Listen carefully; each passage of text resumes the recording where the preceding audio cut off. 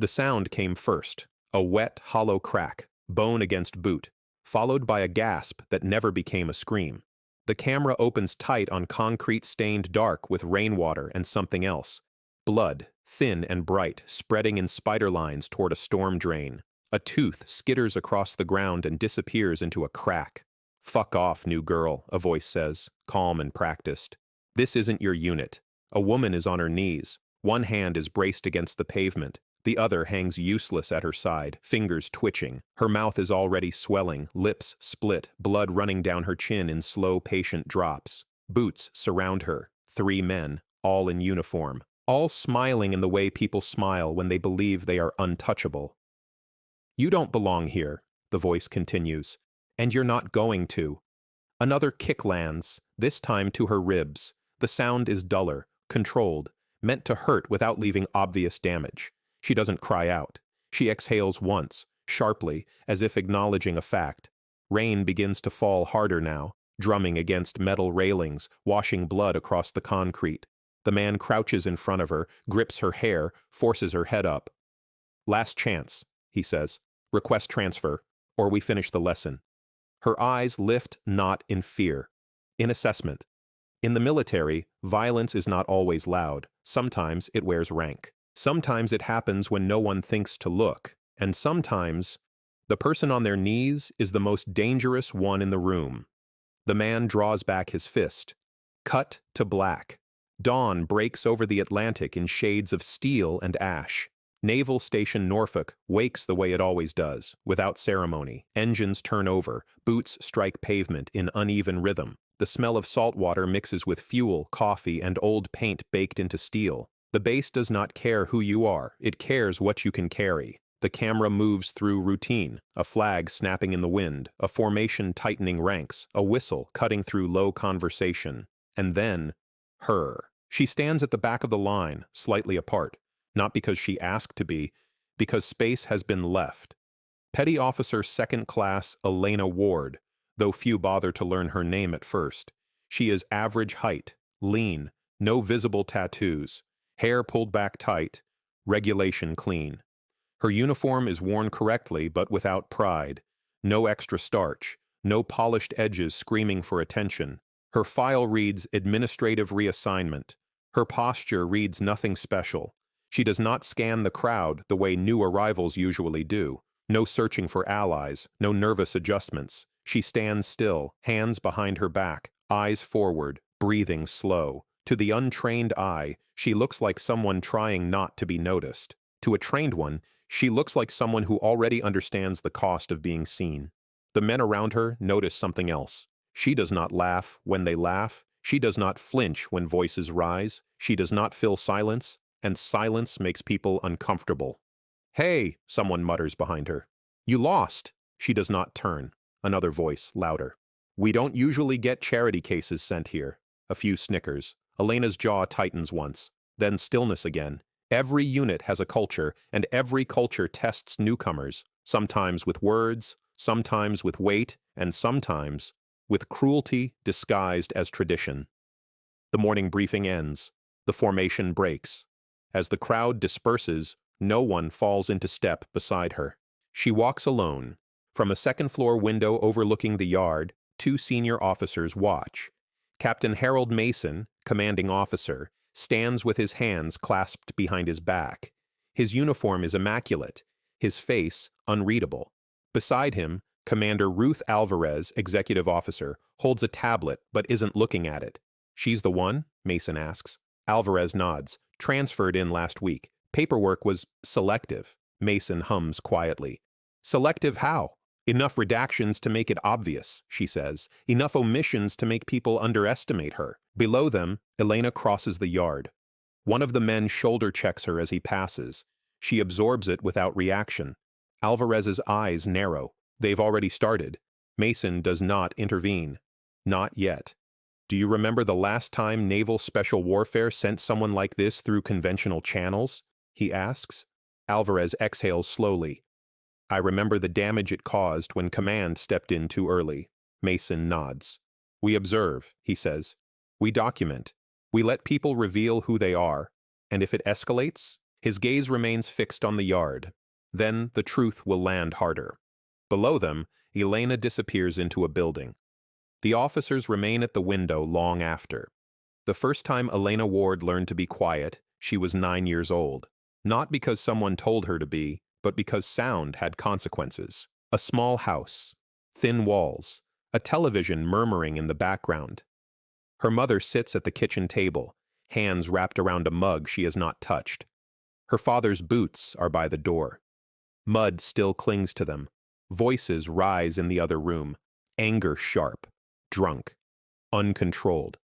Elena sits on the floor with her back against her bedroom door, knees pulled to her chest. She does not cry. She counts breaths. In, out. When something breaks, she flinches, but only once.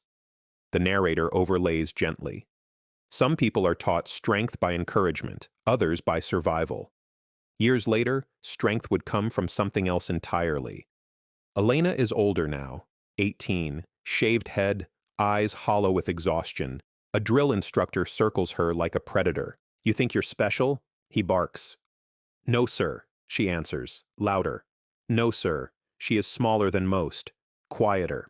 But she does not fail. Not once. When others quit, she stays. When others complain, she adapts. She learns quickly that silence is a weapon. The instructors note it.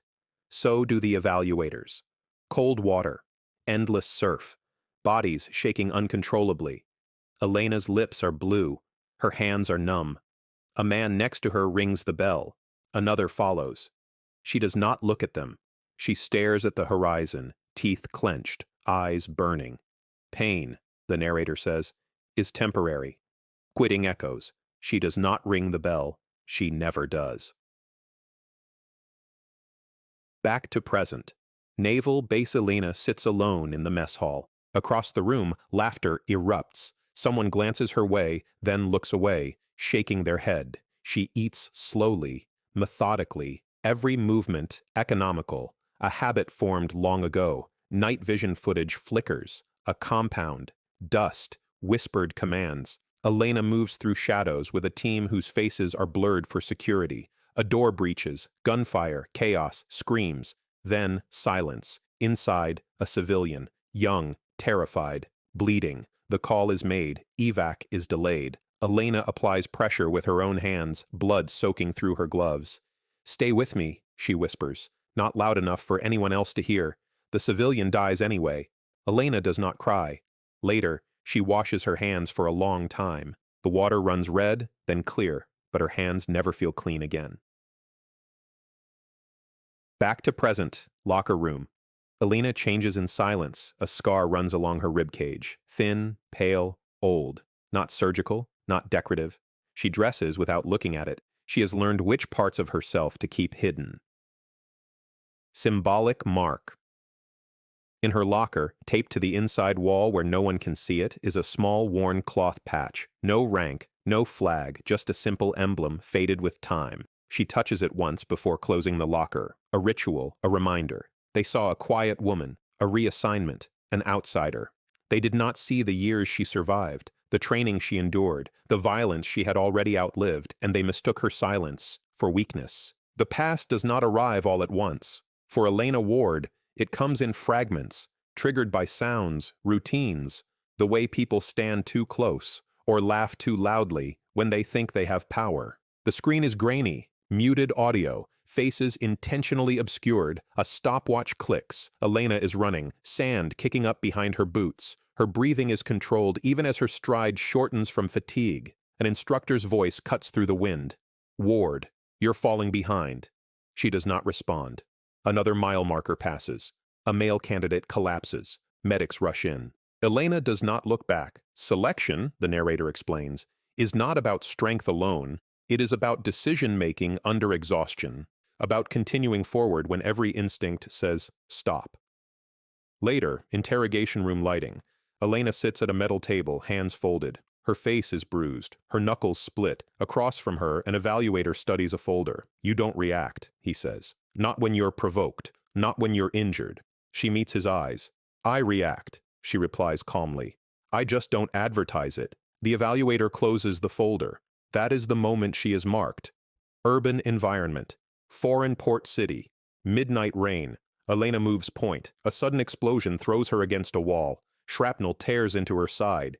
She grunts once, then pushes forward. A teammate goes down. Gunfire erupts from a rooftop. Elena climbs despite the pain, blood soaking her uniform. Each movement is deliberate. She clears the rooftop alone. When command later asks why she advanced while injured, her answer is brief: because stopping would have gotten them killed.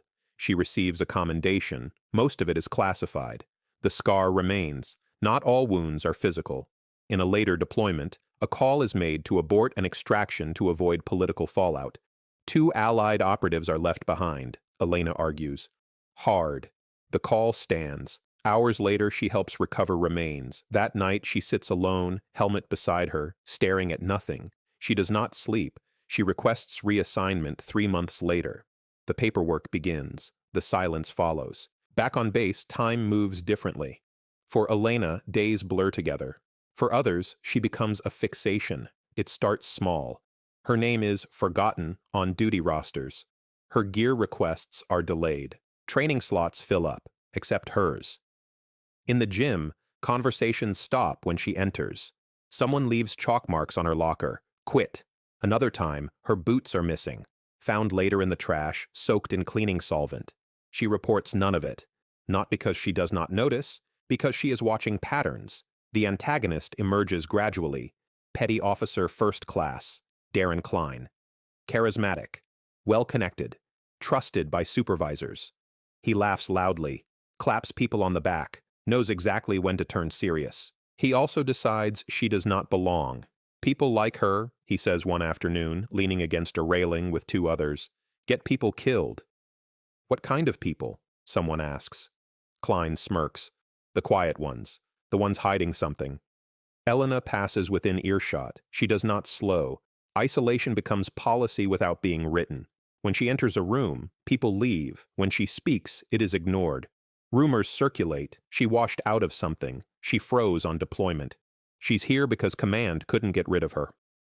A junior sailor, Mason Hale, hesitates before approaching her one evening. They stand near the motor pool. Engines hum in the background. You should watch yourself, he says quietly. Elena looks at him, not sharply, not warmly, just directly. Why? Hale swallows. They're testing you. She nods once. I know. Then why don't you do something? She pauses. Because, she says, they're counting on me reacting. Hale studies her, confused and a little afraid. Captain Mason reviews reports late at night. Incident logs, anonymous complaints, training discrepancies. Commander Alvarez stands nearby. They're circling her, Alvarez says. Klein's orchestrating it. Mason's jaw tightens. And she hasn't filed a single report. Mason exhales slowly. She's letting them choose their level of guilt. Alvarez hesitates. Or she's absorbing damage she shouldn't have to. Mason closes the file. Some lessons, he says, only work when the truth arrives too late to deny. Night, Elena sits alone on the edge of the pier. The water is black, reflecting fractured lights from docked ships. She removes her boots, sets them neatly beside her. From her pocket, she takes out the faded patch again. She runs her thumb along its edge. War teaches restraint faster than it teaches violence. Those who survive long enough learn that power unused is still power. Elena closes her eyes. She breathes in the salt air. She remembers the faces of those who did not come home, the ones whose names are never spoken outside classified rooms. I'm still here, she whispers, not as a boast, but as a promise. She stands. Tomorrow, the setup will be complete. They believed pressure would break her, that isolation would expose weakness. They did not understand. She had already survived worse, and she had learned exactly how much violence silence could contain. The order comes down at 2147 hours, unscheduled, unusual.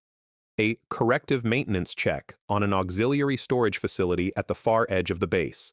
Decommissioned warehouses near the waterline. Poor lighting. Minimal foot traffic. No cameras inside, only one outside facing the access road. Elena reads the message once. She does not reply. She knows what it is. By the time she reaches her locker, the base has already begun to quiet. Night watch rotations are thin. The wind off the water carries the smell of rust and salt and old fuel. She changes slowly. No hesitation, no rush. She tapes her ribs where the old scar aches when the weather shifts, slides on her boots, ties them tight. Not double-knotted, just secure enough to break free if needed.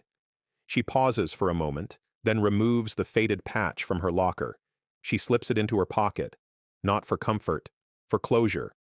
Violence in uniform rarely announces itself. It prefers corners. It prefers excuses. And when it comes, it often wears the face of inevitability. The warehouse squats low against the shoreline, a concrete scar from another era. Sodium lights flicker outside, one of them broken, casting long, uneven shadows. Elena enters alone. The door clangs shut behind her. Inside, the air smells of dust and old oil. Footsteps echo. She moves toward the breaker panel, kneeling to inspect it. That is when the lights go out. Total darkness. A beat. Then a voice. You really should have asked for a transfer. Klein steps forward, silhouette barely visible as emergency lighting flickers on. Two others fan out behind him. They have chosen their positions carefully. One near the door, one along the wall. They have rehearsed this. Elena rises slowly. She does not square up, does not raise her hands. She shifts her weight, barely perceptible. Klein smiles. You think command's going to save you out here? He asks. This place is off the log. No witnesses. He steps closer. You've been walking around like you're better than everyone else. She meets his eyes. I've been doing my job. That irritates him more than defiance would have. He lunges.